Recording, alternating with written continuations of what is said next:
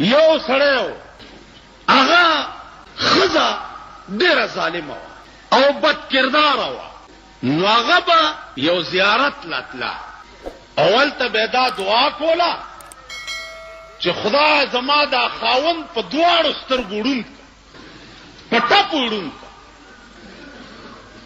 ولې چې زه څه کوم چې دی نه ویني؟ زیارت ته یې بابا زما دا میړه ړوند کړه.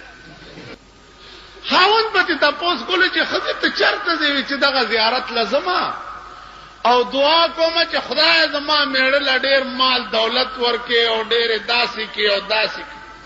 یو ورځ دا خاوند ورپسې پټ پټ تللی دی او د زیارت د پاسه چې کوم غلاف ورېدلی دی که نه، دی د هغه غلاف لاندې هغه قبر سره ملاس دی. چې دا ښځه ورغلې ده وی زیارته بابا، هغه ورته ځکه لاندې خاوند پروت و که نه، ویل نن خو دې اواز هم راکو، ویل زما دا خاوند په ټپو ړوند کا په دواړو سترګو. ورته وی چې کور کې دې زیړه غوا شته؟ وی چې او شته. وی هغه حلاله که او 3 ورځې د هغې غوښه په میړه وخوروه نو په دواړو سترګو به ړوند شي. دا واپس کور ته راغلی ده چې 6 ساعت پسې ورپسې خاوند هم راغلی دی.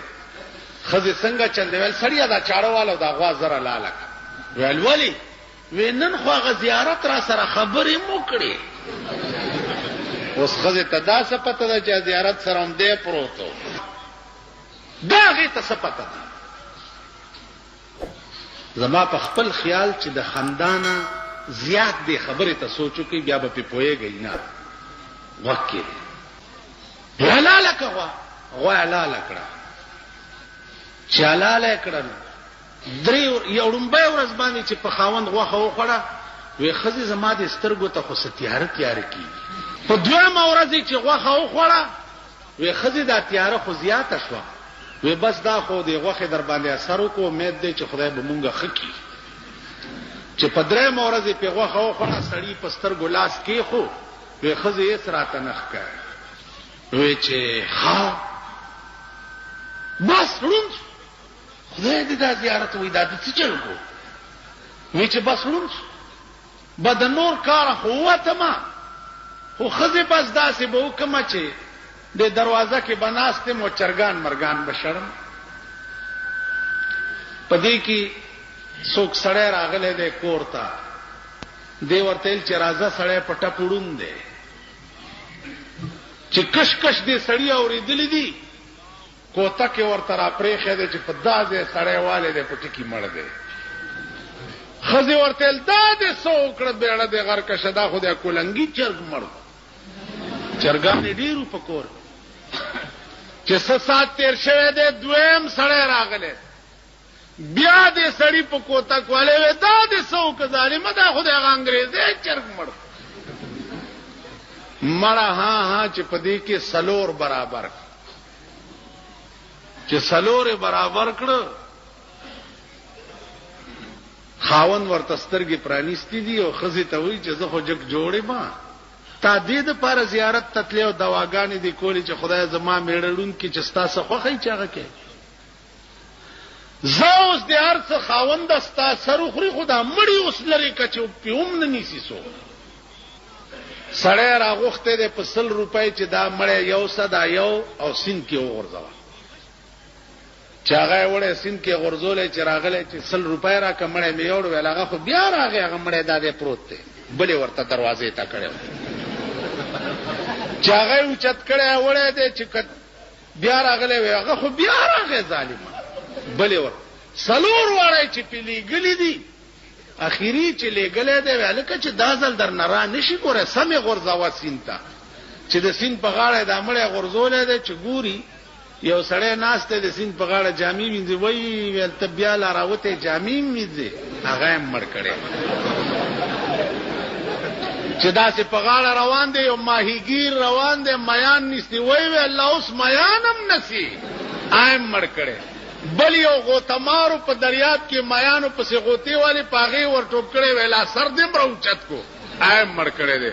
بیا راغی سړي ته وی چرور اوس مې سمه صفایا وکا جامې وینځلې مړې را په غاړې تراوته بیا مې ور غورځولو مړ مې کو بیا مایګیر په شکل کې راوته بیا مې مړ کو بیا د غوتمار په شکل کې بیا سر نه کولو دی خوراتلو بیا مې مړ کړو سړی ولا 100 روپیا ورک کله مقل لري او سوچ لري نو دینه به انداز لګوي چې په مونږ هغه د خزي کار شوی دی او داغه سړی کار شوی دی خدای میړه می پټه پوډون کی او میړه سره ور سره فراډ کو او جوړ سترګې وړاندې کړې ار سېلی دی ول د سوینم نه تاسو باندې هغه چل یو سړیو په خربه سره چلوله پټوله نو ملغلره بیا مونته چې ملغلره بیا مونته نو ولکی وینځلا ناته اولی ته وغورځیدو لاړو بویو دیوس سرسام شو او چې پاکه نه پلیتا خوا پاکه نه پلیتا خوا کزه خبر وې چې دا بوبران وړي ما باډو وینځلې نه کور تراغه مور بچیا څه چل دی وې مور پاکه نه پلیتا خوا مور ولا ډاکټر راوست چې دی الګ باندې څه چل دی